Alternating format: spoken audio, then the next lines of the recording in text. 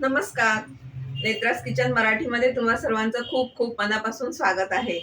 आज आपण बनवणार आहोत खास पावसाळ्यानिमित्त खमंग, कुरकुरीत, खुसखुशीत अशी पालक भजी. साहित्य पाहूया. इथे मी अर्धी जुडी पालक स्वच्छ धुवून बारीक चिरून घेतलाय.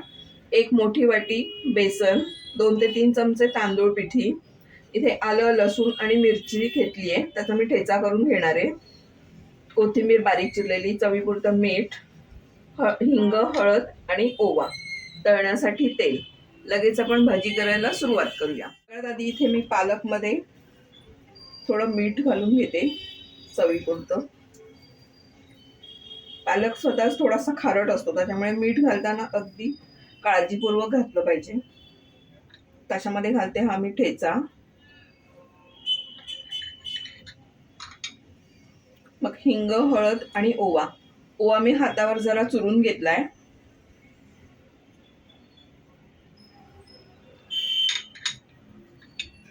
कोथिंबीर,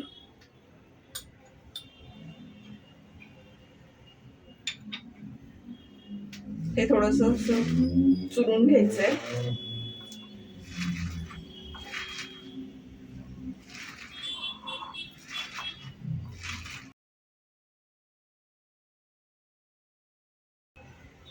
त्याच्यामध्ये घालते मी तांदळाचं पीठ. मिक्स करूया आणि मावेल तसं बेसन घालायचंय.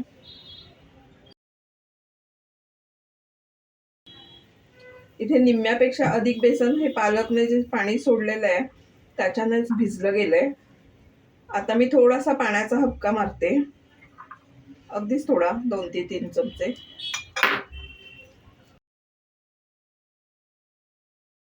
इथे आपलं भजीचं मिश्रण तयार आहे. घेतलेल्या बेसनपैकी एवढं बेसन शिल्लक राहिले, 2 ते 3 चमचे. त्याच्यामध्ये आपण सोडा घातला नाहीये, त्याच्यामुळे इथे 1 चमचाभर गरम तेल मी इथे घालतेय, 1-2 चमचे. हे छान मिक्स करूया.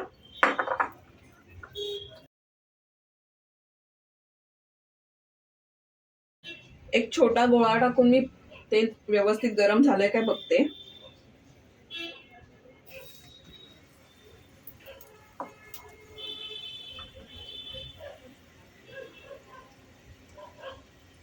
भजीचा गोळा लगेच वरती आलाय, त्याच्यामुळे आपलं तेल व्यवस्थित गरम झालंय. गॅस थोडा मध्यम करते आणि भजी सोडून घेते. खूप मोठे मोठे नाही सोडायचे, बारीकच सोडायचे, जेणेकरून आतपर्यंत छान तळले जातील भजी.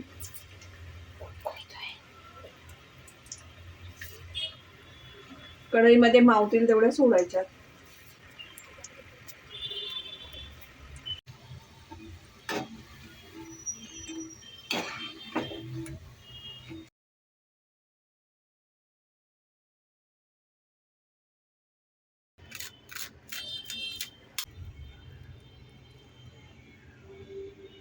तर अशा प्रकारे आपली क्रिस्पी अशी पालक भजी तयार आहे.